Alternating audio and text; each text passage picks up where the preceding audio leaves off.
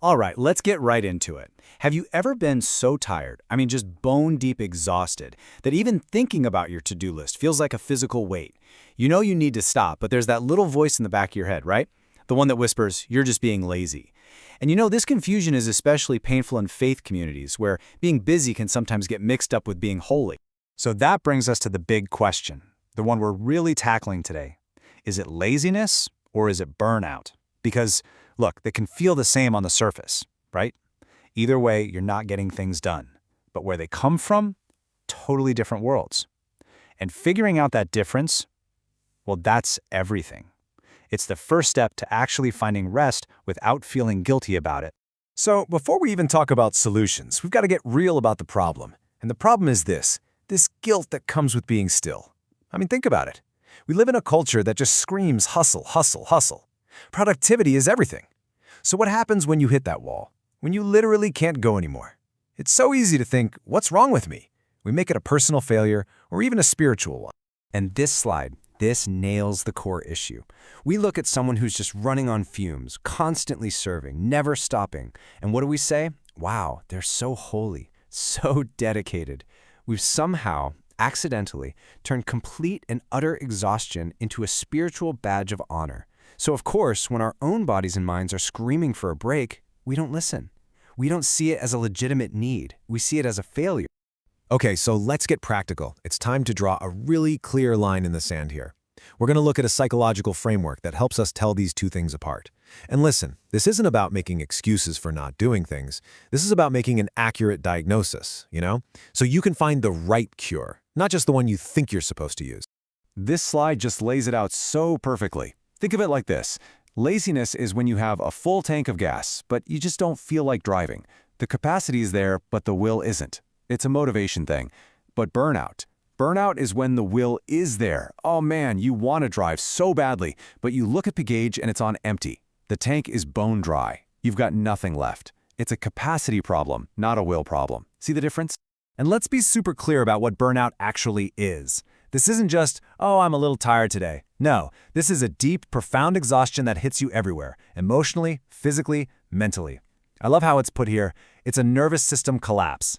Your whole system just shuts down. This is a real, legitimate psychological state. It is not a character flaw. So from a psychological perspective, burnout usually has these three main ingredients. First, that deep exhaustion we've been talking about. Then comes cynicism. You start feeling disconnected, maybe even a little bitter about your job or your ministry, things you used to love. And finally, there's this feeling of reduced efficacy. That's just a fancy way of saying you start to feel like you're just not good at what you do anymore. So you can see, right? This goes way, way beyond just not feeling motivated. Okay, so we've diagnosed the problem. We know what burnout is. Now, what's the solution? Well, this is where we pivot from the psychology to the theology. And the answer we find there isn't just a nice little suggestion. It's actually a sacred command. Stop. And this quote from Jesus, wow, this is a game changer. It completely flips our understanding of the Sabbath on its head. See, it's not another box to check, another rule to follow perfectly so you can feel like you're pleasing God. It's not a burden. He says it's a gift. It was made for us, for our good, for our healing and restoration. So why a commandment? Why is it so serious? Well, there are a few huge reasons. First, God himself modeled it. Think about that. The creator of the entire universe rested.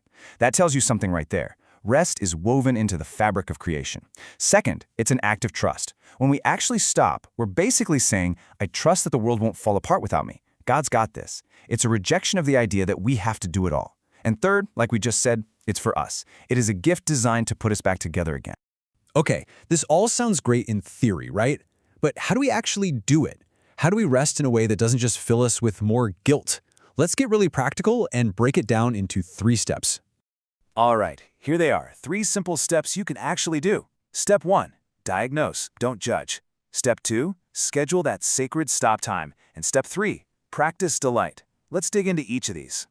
All right, step 1. This is all about being really honest with yourself. Ask yourself this question and don't judge the answer.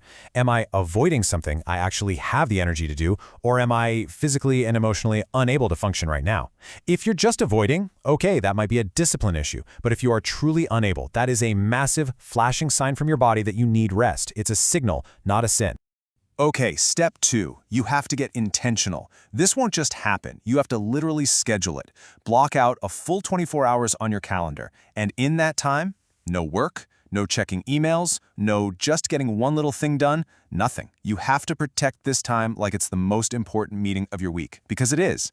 This is sacred time. And this brings us to step 3. And this is so important. Real, true Sabbath rest isn't just about stopping the bad stuff. It's about starting the good stuff. It's not just about what drains you, it's about what fills you up. It's about delight. So what actually refreshes your soul? What brings you pure joy? What makes you feel truly alive? That's what you're supposed to be doing. So, look, if there's one single idea to walk away with, it's this. We have to totally reframe how we think about rest. It is not a reward you get for working hard. It's not a prize for being productive. It is a necessary, foundational rhythm of life. It's like breathing. It's not optional. It's just part of the design. So I'm just going to leave you with this one question to think about. Seriously, what would change for you, in your schedule, in your family, in your own head, if you truly, deeply believed that rest wasn't a failure, but was actually sacred? What if you treated it like the gift it's meant to be?